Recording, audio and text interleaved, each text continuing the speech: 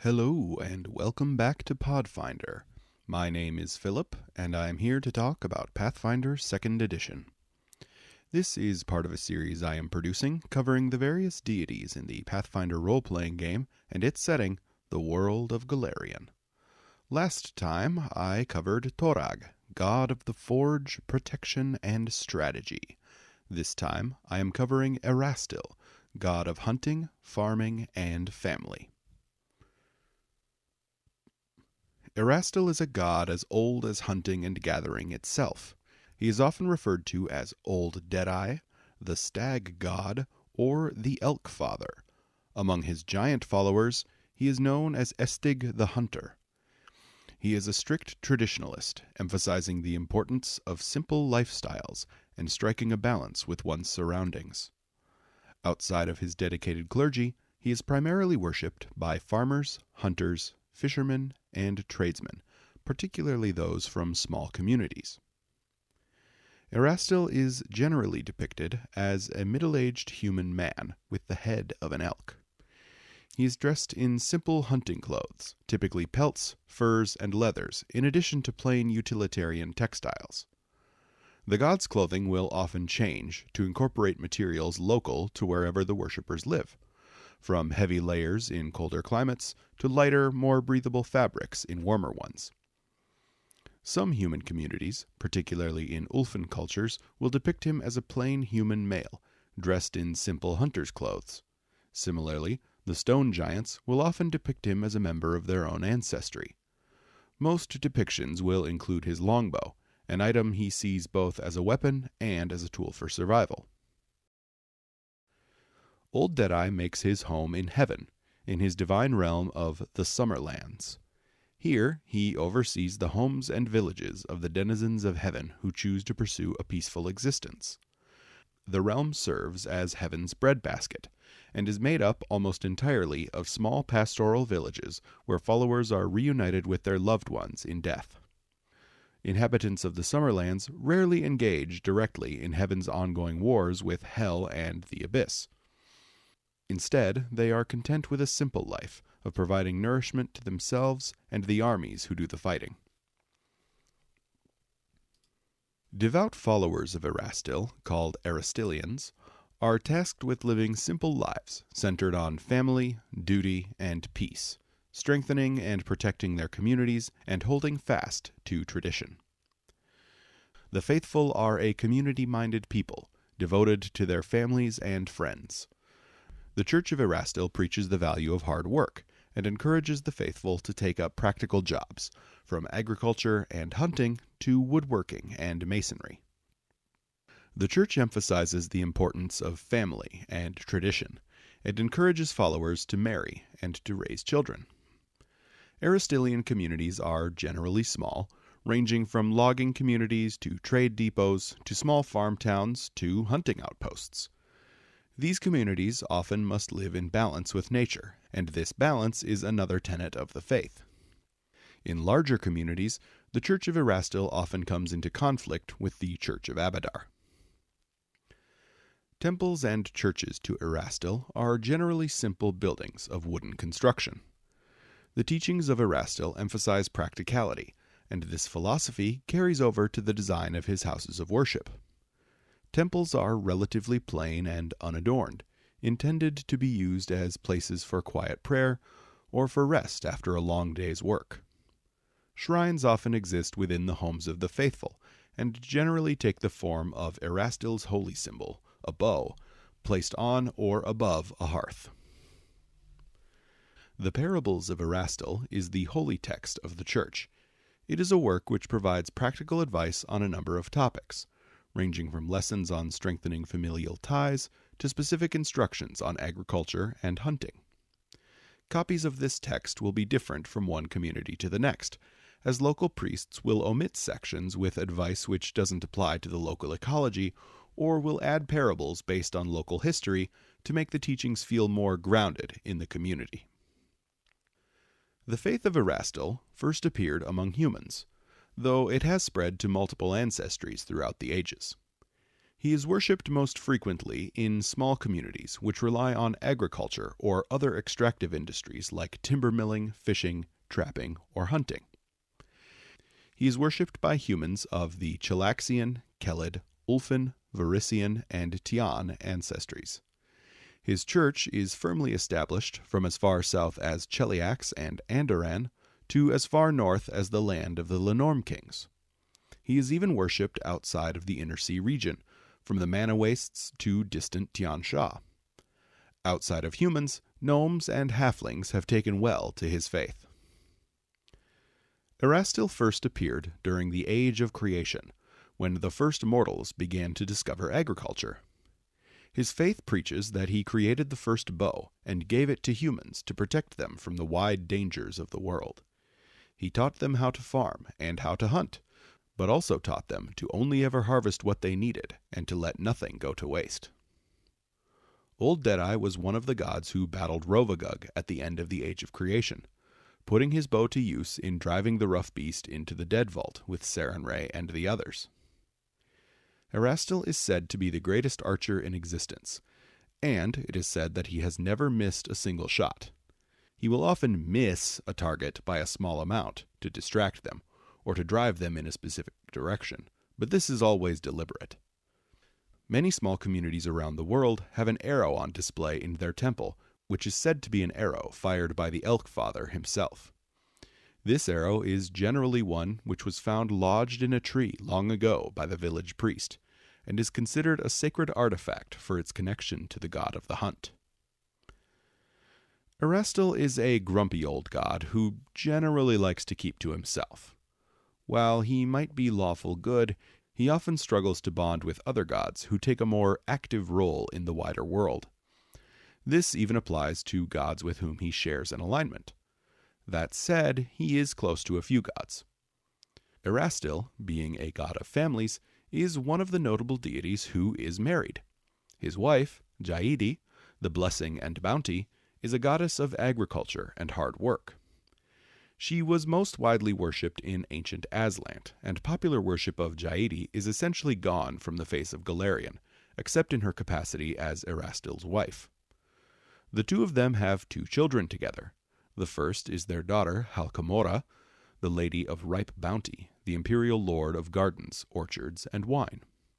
The second is their son, Kernunos, the Stag Lord, imperial lord of fertility, seasons, and wild animals. Erastil rarely mentions his family to his followers, believing that they should focus on their own families rather than his own. Outside of his immediate family, Erastil is generally on good terms with Torag. The two gods share many overlapping areas of concern, including a love of community and hard work.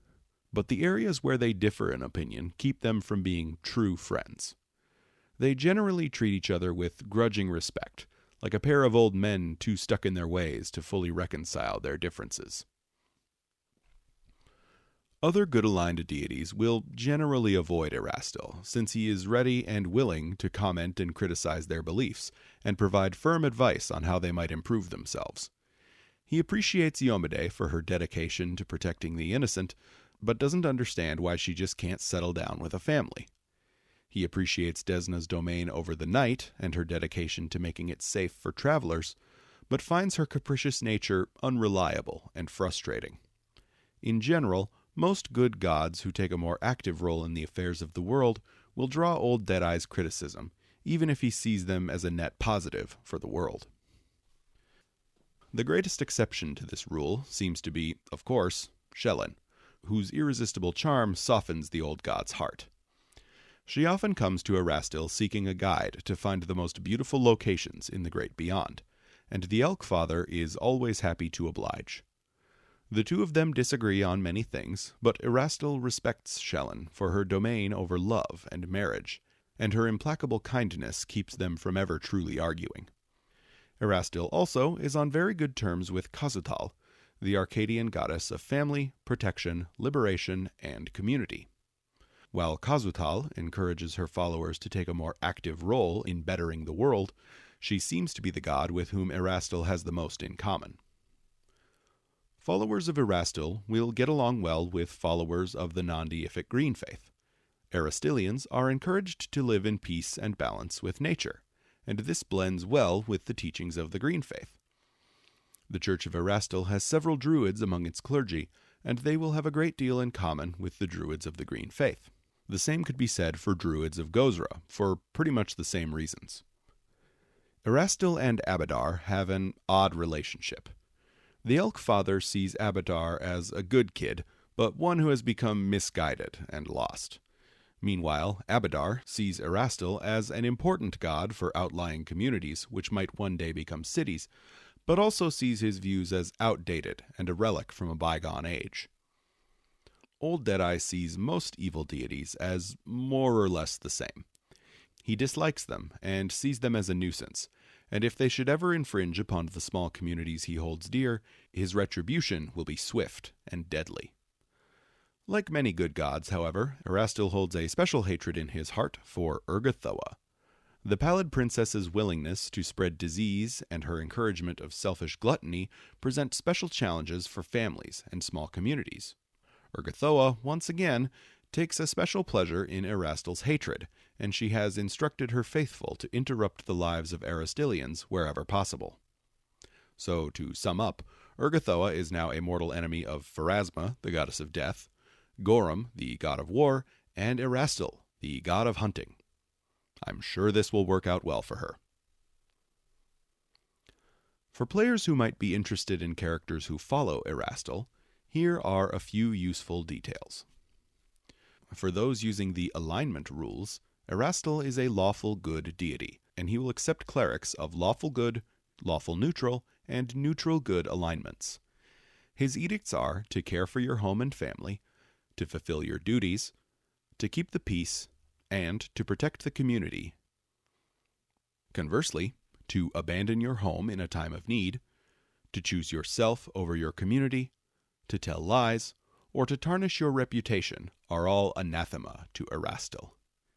His holy symbol is a bow and arrow, and is typically stylized such that the bow appears to be made from a stag's antlers. His domains are earth, family, nature, and wealth, and he has the alternate domain of duty.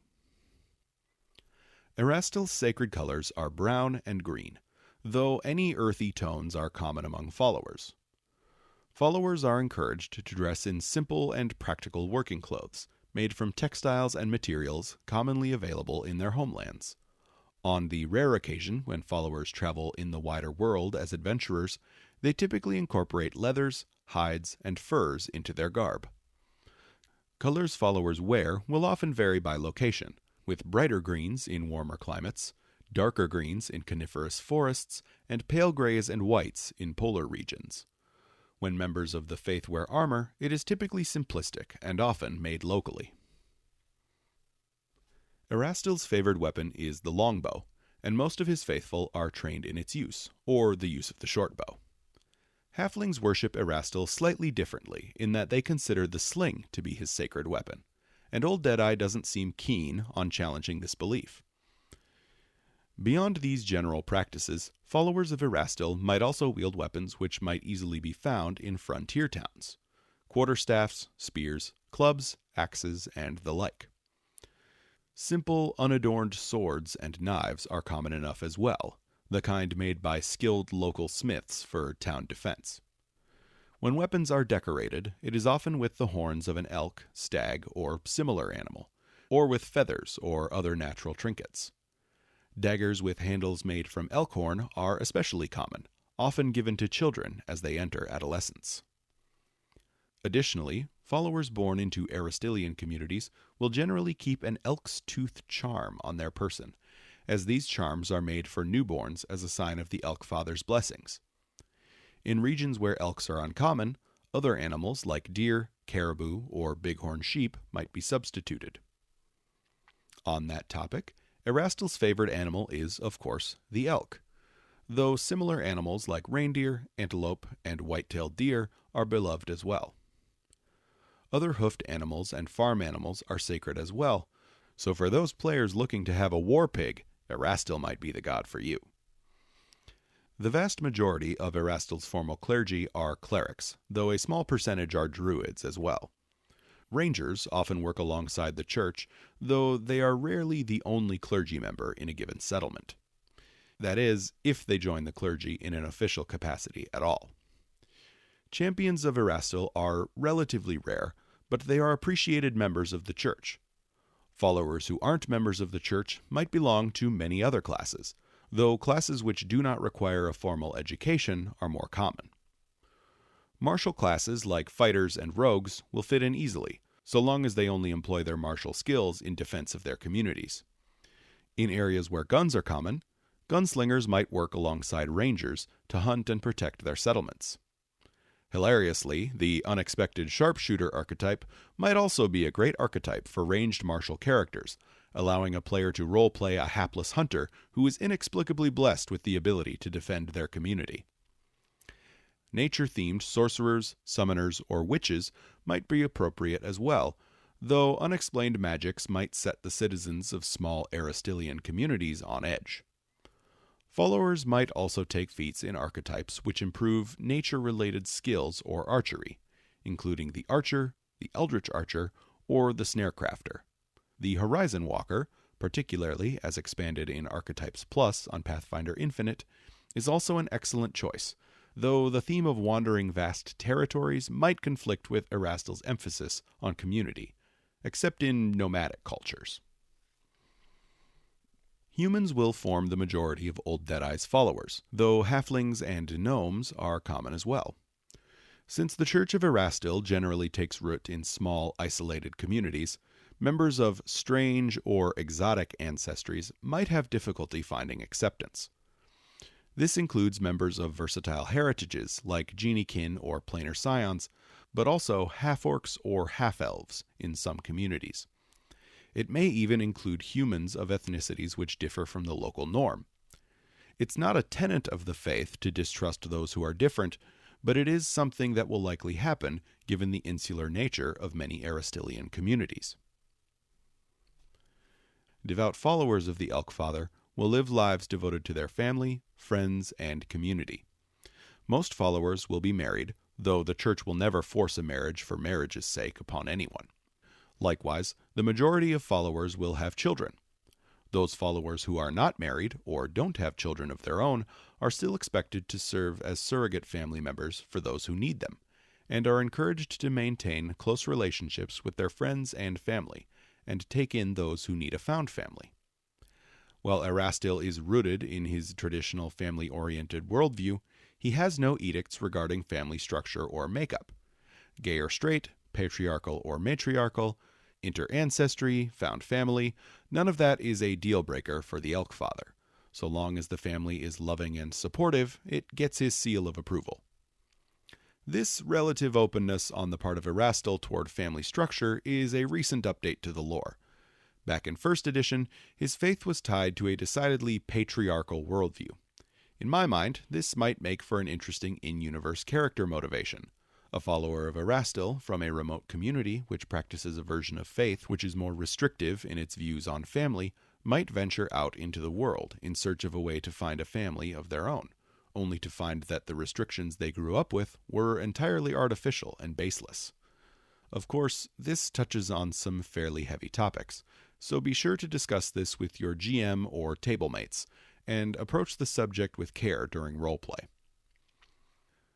Followers of Erastil will rarely become adventurers, but when they do, it is often because of extreme circumstances.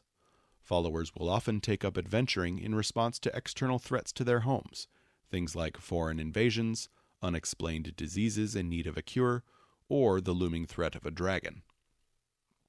They might also take up adventuring to travel with other adventurers serving their community, to make sure they do their job responsibly.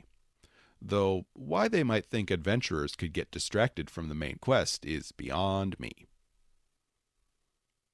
For those players looking for more character inspiration, or to homebrew some custom magic items for a follower of Erastil, check out his First Edition page on Archives of Nethys. Erastil's Paladin Code and Deific Obedience are a great way to get an understanding of the tenets of his faith. The Hinterlander prestige class and the Trapper Ranger archetype might serve to inspire some character builds. The kin-bonded bow is a cool weapon that might be fun to port over from 1st edition. For GMs looking to integrate Erastil and his followers into a campaign, here are some ideas. Erastil's current herald is the Grim White Stag, a towering thing of wood and moss known to summon forest creatures in defense of small settlements. His divine servitors are the Stag Archons, animalistic humanoids who reflect Erastil's own appearance and love of archery. Short of sending his servants, Erastil might show his approval by blessing the crop yields or hunting excursions of his followers. By contrast, those who displease him will likely experience poor crops and unsuccessful hunts. The Church of Erastil, much like the Church of Torag from the last video, is very insular and slow to act. For the Church of the Elk Father to act, it must see itself or its community in imminent danger. PCs might need to convince them to take direct action, or convince them that not taking action would put them in greater danger. One fun way to integrate the church into a campaign might be to put them in a situation where they are absolutely, undeniably forced to act. The PCs might be in a town which is under imminent threat from invasion by an undead army. The Church of Erastil understands the threat and is ready and willing to act. In a high-level campaign, the church might be able to muster a large number of powerful allies for the PCs, including rangers and druids. In a low-level campaign, maybe this church is in a small remote town, and only a few low-level archers and spellcasters could be called in to help. Next, the Church of Erastil might be a great home for a retired adventurer seeking a simpler life. Maybe a veteran from a decades-old war settled down to raise a family in a frontier town. Alternatively, maybe a powerful ranger or druid has taken a small settlement under his or her wing, retreating from activity in the wider world and seeking a more peaceful existence. These might serve as excellent NPCs in a campaign, since they could be quest givers or teachers for the PCs. Alternatively, maybe the PCs need to track down this grizzled old warrior to learn some secret knowledge that they acquired in their adventuring days. Finally, as mentioned earlier, many small towns in the wild possess an arrow which was supposedly fired from Erastil's bow. How many of these arrows actually belonged to Old Deadeye? That's hard to say. But surely one or two of them might be authentic, and maybe it's still infused with some of the Elk Father's divine power. Maybe the PCs will need to track down an authentic arrow in the hopes that any remaining power in the arrow is enough to overpower some oncoming threat. Or maybe the PCs hear of a villainous archer who's been attacking Erastilian towns on the edges of civilization. This villain might be seeking some authentic arrows to fill out a quiver. Is the villain a mad follower of Erastil? An Ergothoan priest? A warlord simply seeking a powerful weapon? Who knows, but those all sound like interesting ideas to me. So that's it. That's Erastil, the god of family, the harvest, and the hunt. He's a good-hearted but stubborn god who can make an excellent deity for devoted defenders of peace and community. Next time, I'll be covering a nature deity who's a little more volatile. Up next is Gozra, the dual-nature deity of storms, nature, and the sea. If you enjoyed this video, consider checking out my rules supplement Expanded Ancestries on Pathfinder Infinite. It adds over 200 new ancestry feats to the game, spread among each of the ancestries not covered by the Pathfinder 2e remaster. And be sure to like and subscribe to see more videos like this.